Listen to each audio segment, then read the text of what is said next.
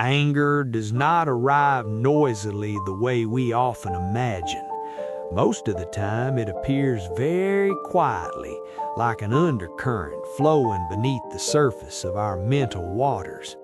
We continue to smile, to speak, to live and work as usual, but all it takes is a small collision, a misaligned sentence, an ill-timed glance, and that hidden wave suddenly rises, sweeping away all the calm we have struggled to maintain for so long.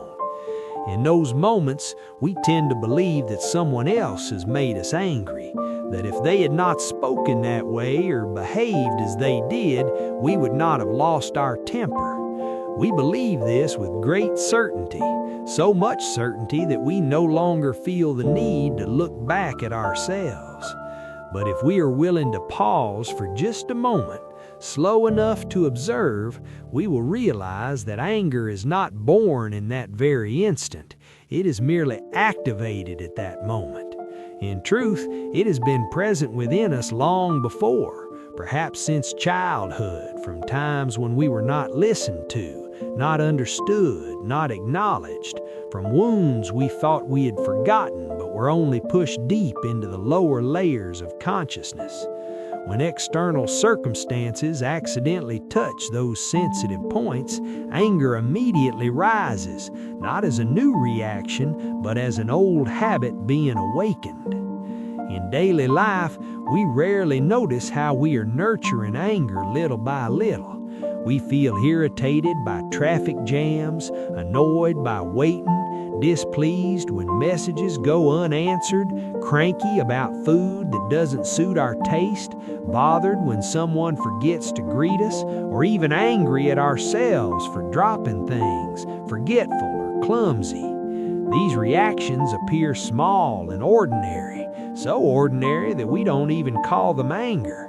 We label them as just a bit annoyed, trivial matters, or nothing serious. But each time this happens, we are planting another seed of anger in the mind. And because there is no mindfulness, no clear recognition, those seeds quietly grow, accumulating and condensing into a heavy mass of energy that, when conditions are sufficient, erupts into a major outburst, sometimes to our own surprise. In Buddhist teachings, anger is not merely an emotion, it is a form of unwholesome energy. When it arises, it takes over both body and mind. The breath becomes rapid, the heart rate increases, the body stiffens, and the mind grows clouded. We no longer see things as they are, but through the lens of hurt, fear, and a threatened ego. In those moments, whatever we say or do rarely comes from wisdom, but from a reflex of self-protection. We believe we are defending ourselves, yet in reality, we are inflicting deeper harm upon ourselves. There's a paradox here. The more we try to suppress anger, the more it controls us. We tell ourselves to stay calm, to restrain ourselves, to be a good person, to practice properly. But inside, anger remains, merely pushed down. It doesn't disappear. It waits for another opportunity to erupt, often with greater force. And when it does, we feel disappointed in ourselves, blame ourselves, feel guilty and helpless. This cycle repeats itself endlessly, leaving us increasingly exhausted and further removed from the peace we long for. The issue, in truth, is not whether we feel anger or not, but whether we understand our anger. Without understanding, even if we manage to control it in certain situations, that control is only a temporary solution. The root remains untouched. Like a chronic illness treated only with painkillers, the pain will return, sometimes worse than before. Anger, too, needs to be seen, listened to, and understood, rather than rejected or suppressed. When anger first begins to arise, the most important thing is not to analyze right and wrong, nor to seek victory or defeat, but to create a safe distance between ourselves and whatever is triggering the anger. If we can leave, then leave. If we cannot physically leave, then at least retreat verbally. Silence in this moment is not weakness, but a very deep form of self-protection. Because any word spoken or action taken under the influence of anger carries the risk of consequences that we may later regret deeply. In those moments, the breath becomes a stable refuge, not because it can instantly erase anger, but because it brings us back to the body, to the present moment, instead of allowing us to be swept away by the burning stream of thoughts in the mind. Simply knowing that we are breathing in and breathing out is enough to prevent anger from having complete control. It is still there, but we are no longer entirely identified with it. However, if we stop at merely soothing anger during its eruption, we are only addressing the surface. The root lies in whether we dare to look deeply at our anger once it has subsided. Very few people do this, not because they don't want to, but because they are afraid of what lies beneath. Looking deeply at anger means touching old wounds, hidden fears, and deeply ingrained false beliefs we have carried for a long time. When we sit quietly and observe anger with a non-judgmental attitude, we gradually realize that it is not a fixed entity. It arises, stays for a while, and then dissolves. It is not me, nor is it mine. It is simply a psychological phenomenon formed by various factors: missed-on perceptions, exaggerated imagination, emotional sensitivity, and insufficient guarding of the senses. When these conditions come together, anger appears. When they fall apart, anger disappears. Understanding this, we no longer fear or hate our anger as much. A common mistake on the spiritual path is the desire to eliminate anger quickly, to become someone who is always calm and compassionate. This desire seems noble, but if we are not careful, it becomes another form of pressure, another subtle manifestation of the spiritual ego. When anger still arises, we criticize ourselves for not being advanced enough, not good enough, not deep enough.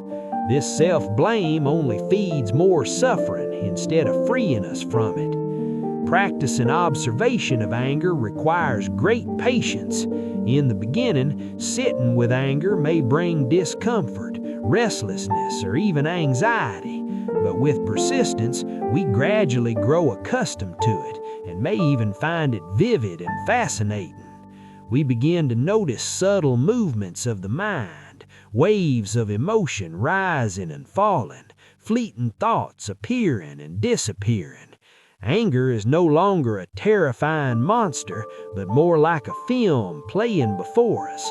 We don't need to jump in and play the lead role. We simply watch with awareness.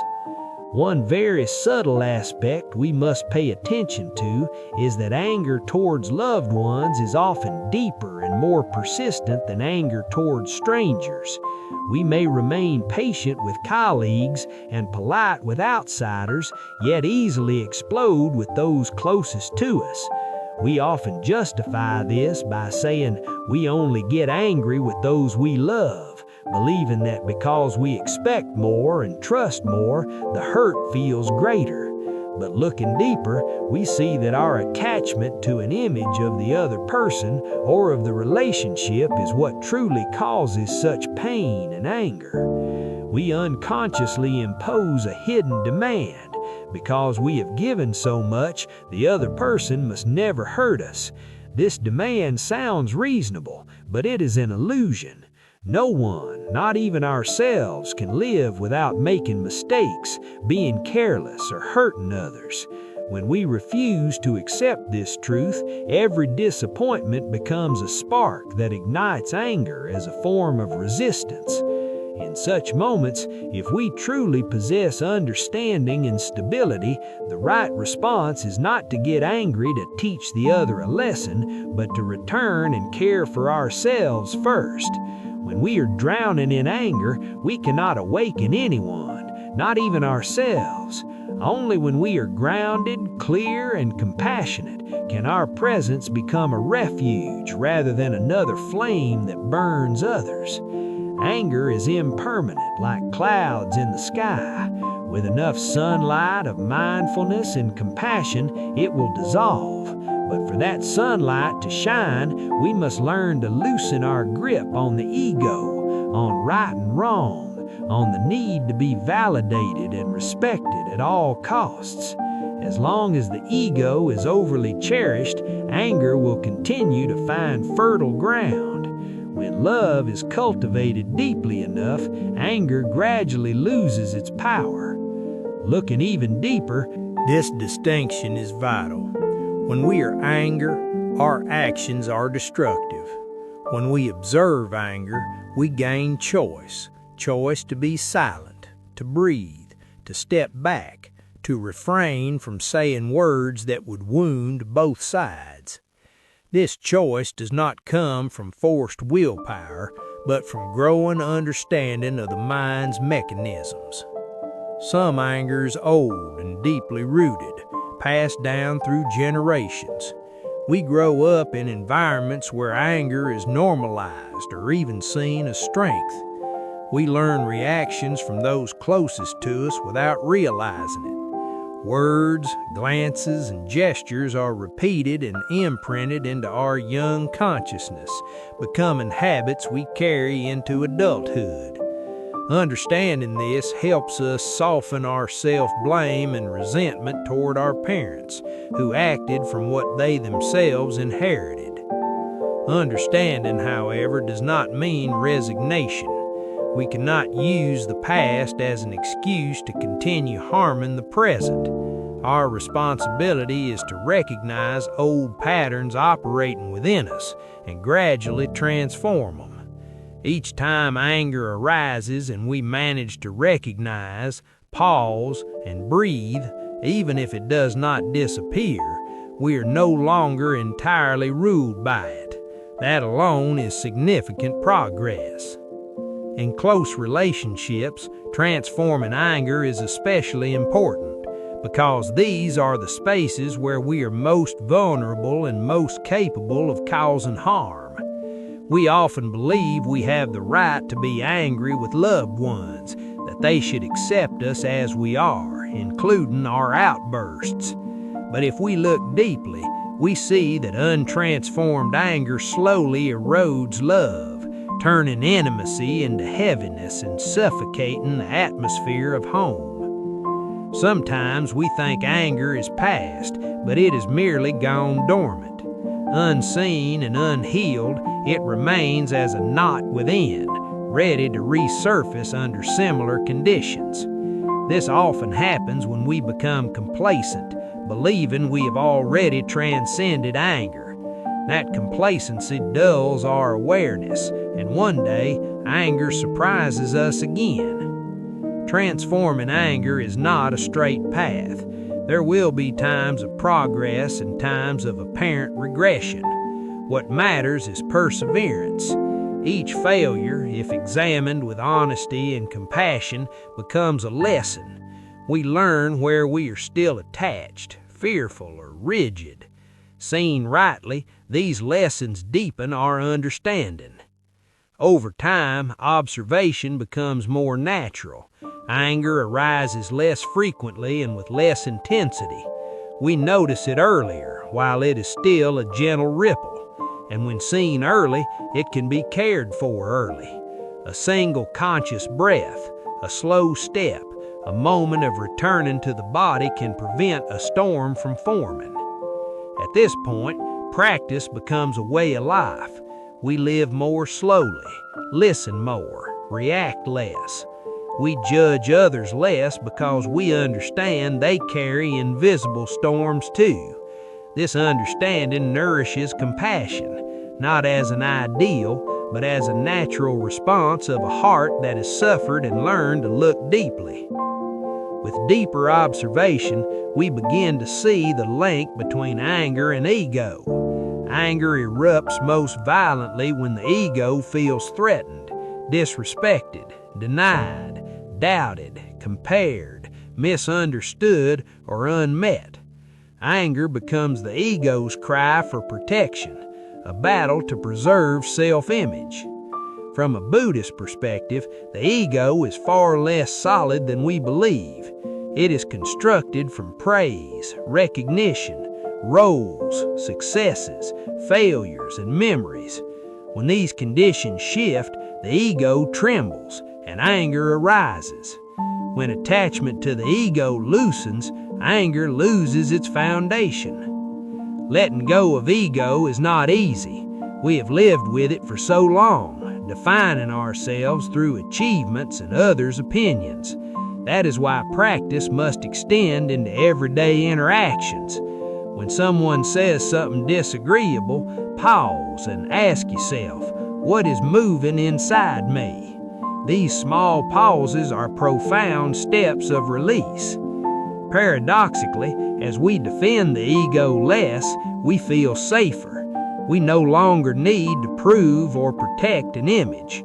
We allow ourselves to be imperfect, vulnerable, incomplete. This permission brings deep relief, and in that relief, love finds space to grow. Love in mindfulness is not sentimentality or indulgence. It is the capacity to see suffering, our own and others, without turning away. When anger arises, asking sincerely, "Where am I hurting?" allows anger to reveal its roots: loneliness, exhaustion, unacknowledged pain. Understanding our pain helps us understand others. We begin to see that those who anger us are also acting from their own wounds. This does not excuse harmful behavior, but it prevents blind retaliation. Especially in families and close relationships, expectations breed anger. We expect others to fill our unmet needs. When they can't, anger emerges. Anger is rarely an effective teacher. Fear and pressure seldom inspire change. Calm presence and honest understanding have far greater healing power. Mindfulness does not mean suppressing emotions. It means recognizing them, understanding them, and expressing them at the right time in non-harming ways. Once anger is settled, we can share our feelings without blame, building bridges instead of walls. Over time, anger becomes a teacher.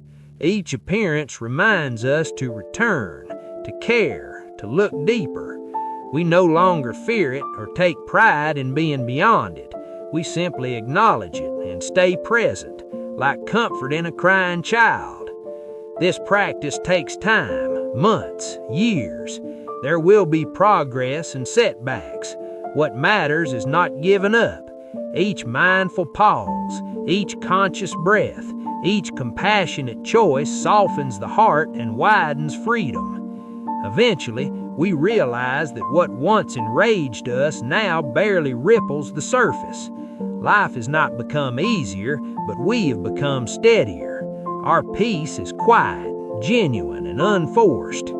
At the deepest level, we see that no mental state is permanent. Anger comes and goes, as does sadness and joy.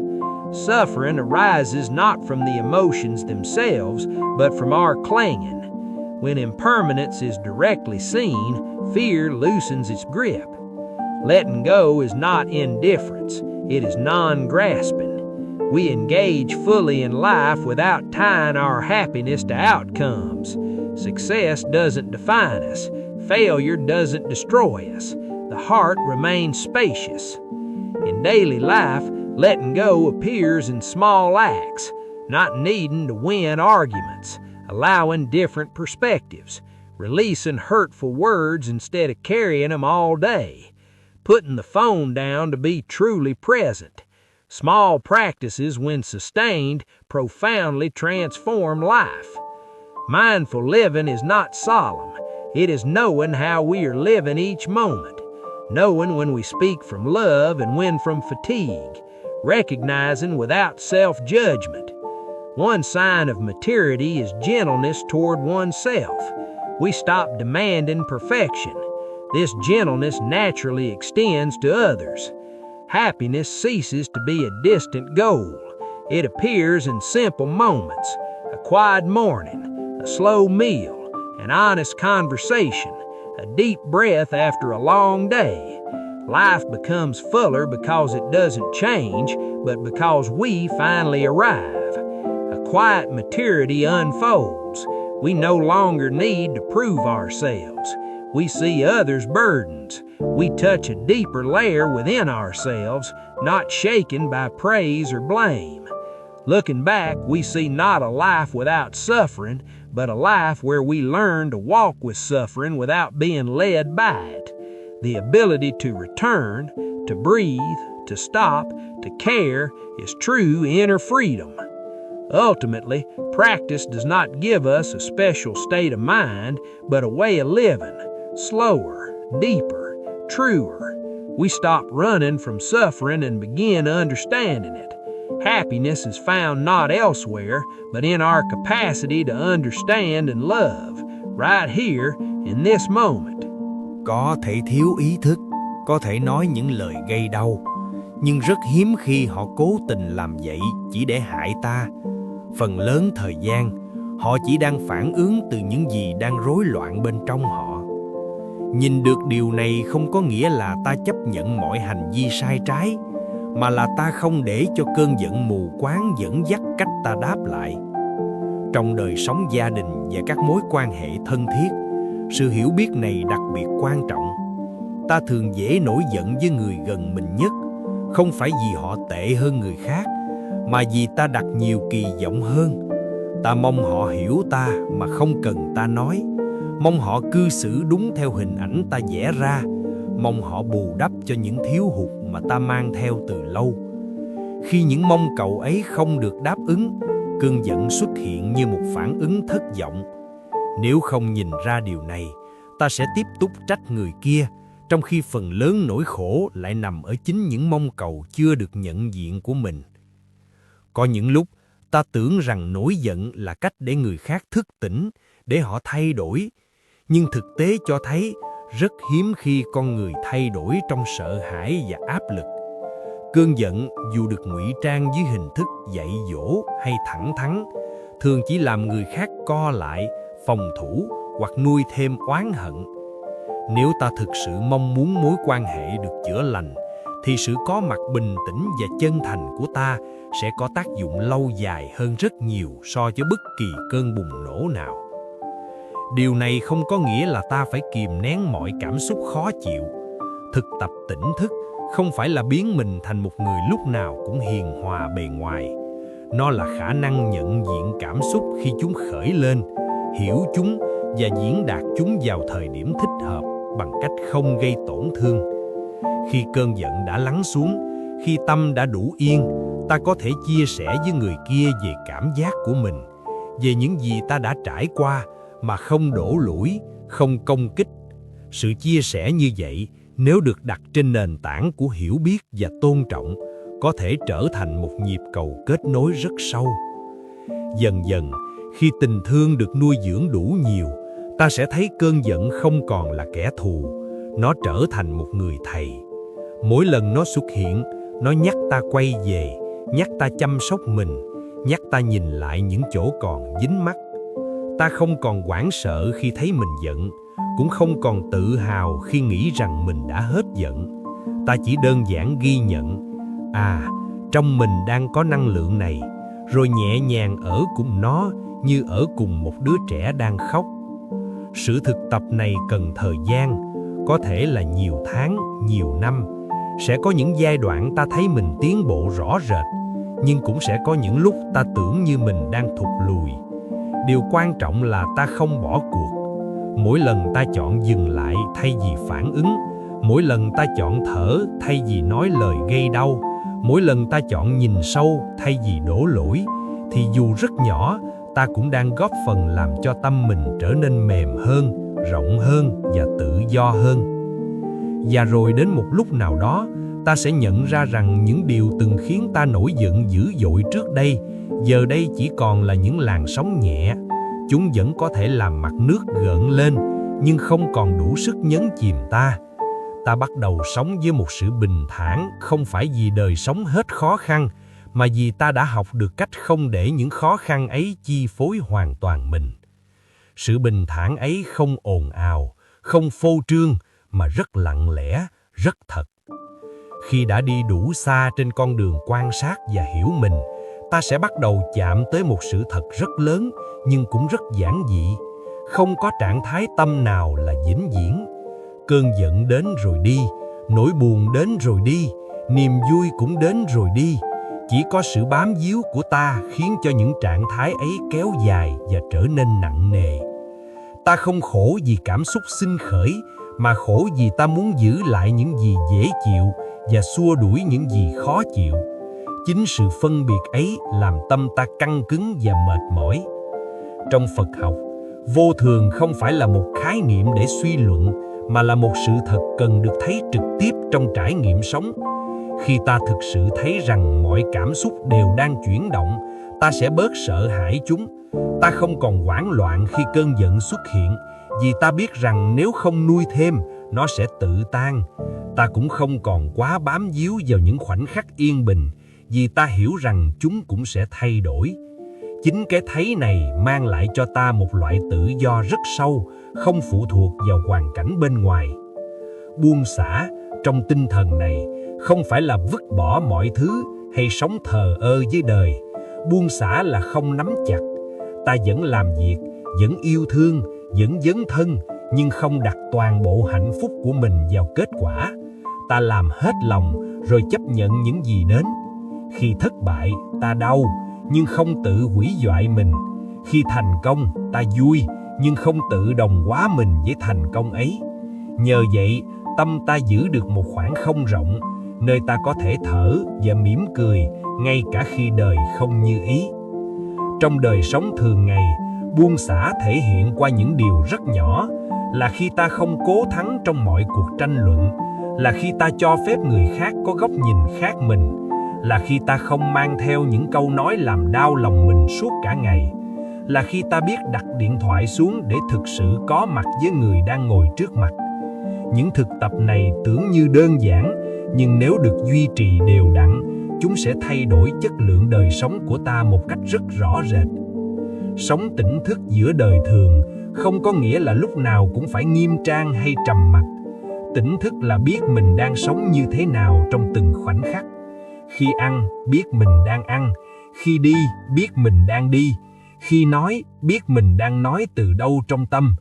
Có những lúc ta nói từ sự hiểu biết và thương yêu, nhưng cũng có những lúc ta nói từ mệt mỏi và cáu kỉnh. Nhận ra điều đó không phải để tự trách, mà là học cách chăm sóc mình tốt hơn. Một trong những dấu hiệu cho thấy sự thực tập đã bắt đầu chín mùi là ta trở nên hiền hơn với chính mình. Ta không còn đòi hỏi mình phải luôn mạnh mẽ, luôn đúng, luôn tốt. Ta chấp nhận những lúc mình yếu, mình lạc hướng, mình chưa đủ tỉnh. Chính sự hiền này giúp ta có thêm năng lượng để tiếp tục đi, thay vì bỏ cuộc giữa chừng vì thất vọng với chính mình. Khi ta hiền với mình, ta cũng sẽ tự nhiên hiền hơn với người khác, không cần phải cố gắng. Dần dần, ta sẽ thấy rằng hạnh phúc không còn là một mục tiêu xa xôi cần phải đạt được. Nó có mặt trong những điều rất bình thường. Một buổi sáng yên tĩnh, một bữa cơm ăn chậm, một cuộc trò chuyện chân thành, một hơi thở sâu sau một ngày dài. Những khoảnh khắc ấy trước đây vẫn có, nhưng ta không nhận ra vì tâm ta luôn chạy về quá khứ hoặc tương lai. Khi tâm dừng lại, đời sống trở nên đầy đặn hơn, dù hình thức bên ngoài không thay đổi nhiều. Có một sự trưởng thành rất lặng lẽ xảy ra khi ta sống như vậy. Ta không còn cần chứng minh điều gì cho ai. Ta không còn vội vã phán xét người khác, Vì ta biết mỗi người đều đang mang những gánh nặng riêng.